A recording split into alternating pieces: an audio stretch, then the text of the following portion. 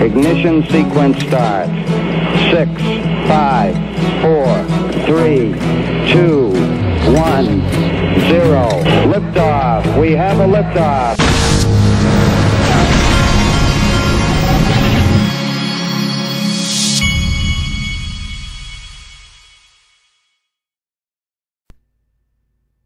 Hey everybody, this is the Digital Asset Investor, and because my kids are now doing virtual school, I have gotten to where it's getting very difficult for me to manage taking them to hit baseballs. So I'm having to take them in like stages. So I took my 14-year-old to go hit baseballs, but my 8-year-old was busy, and then later on I'll take the 8-year-old and let him go hit baseballs.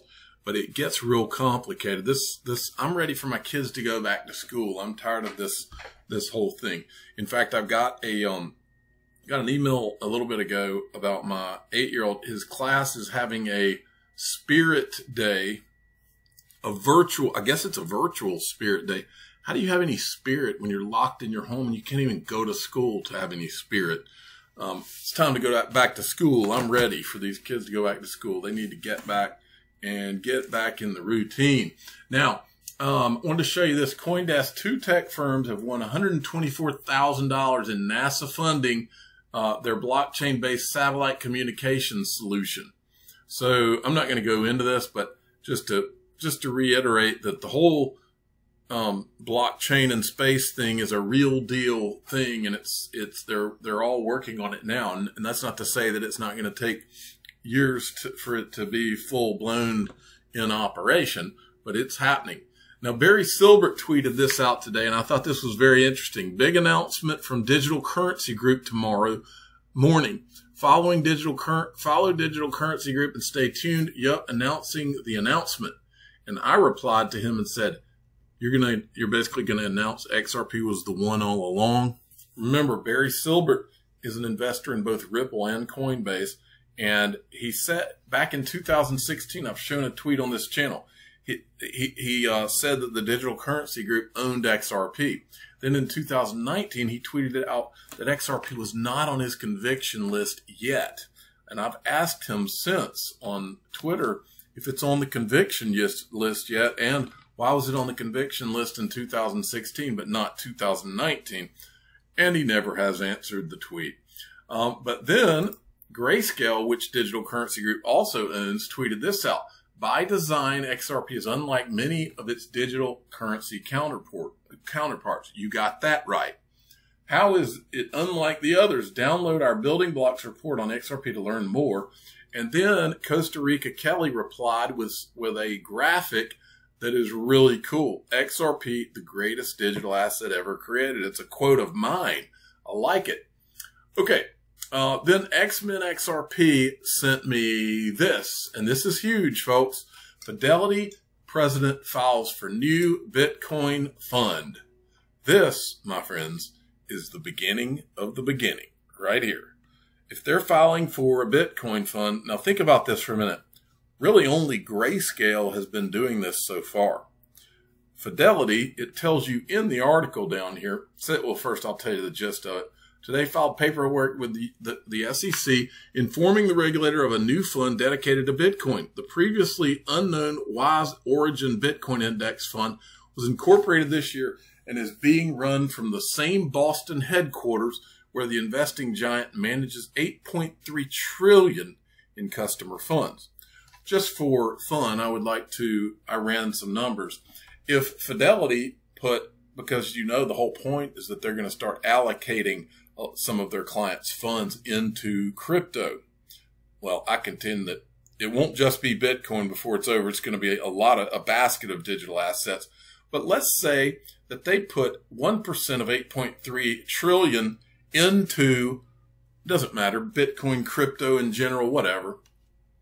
Here's Coin market cap. It's at 359 billion. Imagine 83 billion being added into that. That's just one company. One company. Now imagine the entire world. We are at the very beginning of the beginning right now, folks, and you need to understand that. And I can give you at least 20 to 50 reasons that they're all coming. Okay. Now, Mr. BXRP sent me this. He's at XRP Mr. Give him a follow. Sent me this. What to make of SEC's new accredited investor rules. The SEC loosened up their accredited investor rules. And the gist of this, I'm not going to get too deep into this, but the gist of it is this. The document indicates that only individuals with Series 7, 65, 82 certifications would qualify for now. So in the past, I think you had to be, let's see if it says it at the top. You had to be worth $1 million or an annual income of greater than $200,000 or entities that meet certain legal requirements. Now, they've added to accredited, if you've passed these, the Series 7, 65, 82 certifications would qualify you as an accredited investor now. So they're moving down the line of opening accredited investing up to more and more people. Hester Pierce weighed in on it and said this: Americans shouldn't have to ask the SEC for permission to invest, but today's accredited investor rule at least offers people a path to ask permission based on their education, rather than simply telling them no unless you're rich. So that's a good thing. Now, James Rule XRP, that is, sent me this. iTrustCapital tweeted out today, hey, Flare Networks, we are interested in potentially supporting your network with our large XRP investor base. We would love to connect and discuss how to best achieve this goal. Please reach out to us by direct message to connect further. And they copied this to the CEO of Flare Networks. And Flare replied, thanks, we have responded. Looking forward to connecting. This is great for all of us because those of us that have iTrustCapital accounts are sitting out here and thinking, okay, if I've got XRP in my IRA with iTrustCapital, is it going to get the Flare drop? Okay. And then iTrustCapital also, I saw this today. They did a blog entry. If you go to iTrustCapital.com and you click on knowledge, you'll find this article, Spark Tokens and the Flare Network. And if you go down here, it just tells you basically what they're considering before they support it. They're wanting to look at network stability, Spark value, wallet infrastructure, exchange support, and liquidity. Go and read this when you have a chance. It lays out all of their thinking, but the important thing is that they're working with Flare. They're talking to Flare to make this happen, similar to what Uphold said the other day. Now, back to what I consider the most important topic going on right now, and that is Jerome Powell of the Federal Reserve's speech tomorrow. Everybody is saying that the Federal Reserve is now going to intentionally set targets where there is more inflation, okay? And I believe they're doing this because they have no choice, okay? They can't do the things that have historically been done, like raising interest rates, and so they've backed themselves firmly into a corner, and now they have no choices. And so, Zero Hedge nailed it right here. Powell faces a complete nightmare convincing the public that higher inflation is good for them. Well, what did they do first, though, folks? This is something that a lot of people don't forget. And I don't remember the exact metrics that have been pulled out, but my understanding is that the Fed does not count some basic things in their inflation number that they put out, like groceries. My understanding is that things that would obviously matter to you and me if they went up in price, like groceries, my understanding is that they took out of the calculation many of those things. Now, I can't get specific on which ones because I don't have it in front of me, but I know that to be true. So Powell faces a complete nightmare. He's got to convince us that it's good for prices to go up.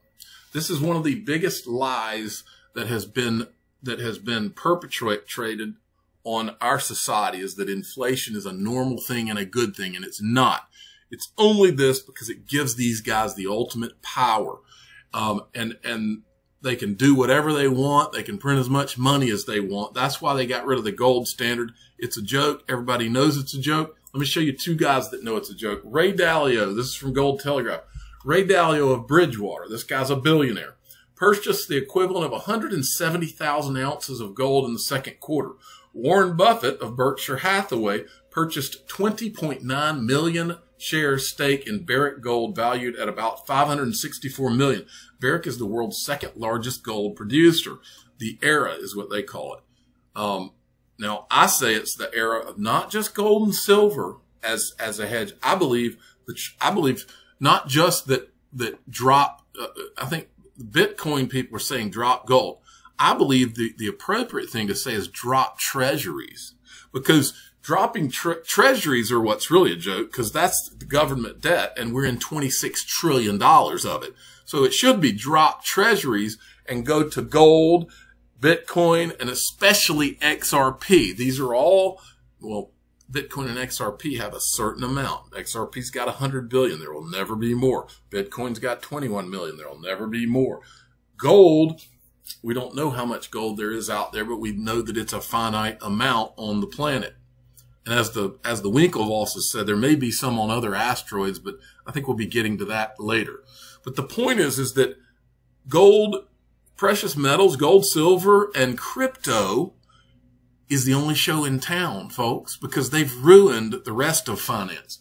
Now, let's take it from these two guys, what happens, what inflation does. This is Warren Buffett. Listen to him here. Inflation, Keynes said it many years ago that it's an invisible tax that only one man in a million really understands, and it's a tax on people that have had faith in their currency that the government's issued. It's interesting in the United States. Hear it again. The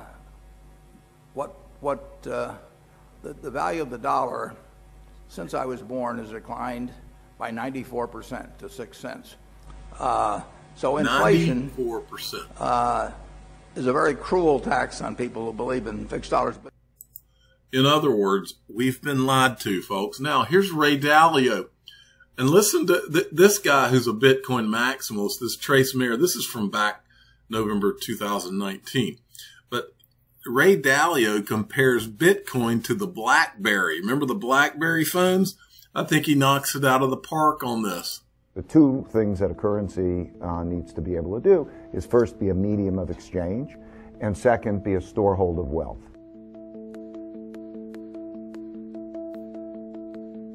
Can I now buy stuff with my Bitcoin? Not most stuff. And because its volatility is so great, it's not an effective storehold of wealth. So it is a speculative vehicle, now highly speculative vehicle, based on blockchain, which is a very impressive technology.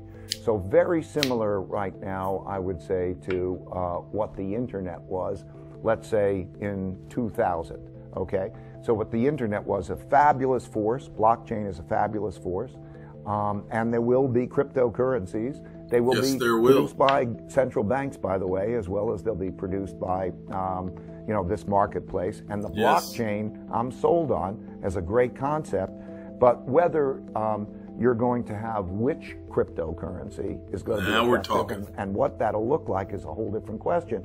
Like Bitcoin could be BlackBerry. In other words, you could have Ethereum come along and replace that, and that'll all change. And so, Ethereum come along and it replace is going through this speculative bubble now. A lot of the particular people are in it for a particular, are they knowledgeable? Do we know intrinsic value? Is there that frame of reference? Or are you buying it to resell it quickly and so on? Those create elements of bubble. So very interesting, very significant potential with the blockchain underneath it.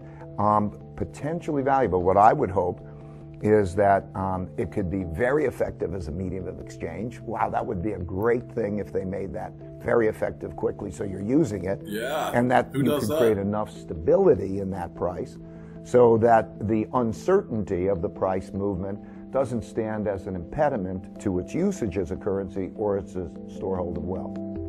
I wonder if old Ray Dalio is aware of XRP. Well, I know he's aware of Ripple because of this.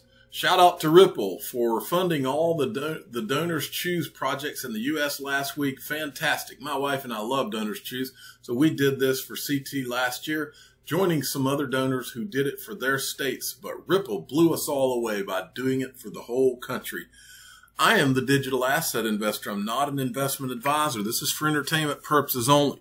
Please subscribe, hit the like button, and tell your friends and family that Powell faces a complete nightmare in convincing us all that inflation is a good thing for us. Thank you for listening. Every day, billions of people around the world are mocked, ridiculed, laughed at, and embarrassed by their friends, family, and even strangers.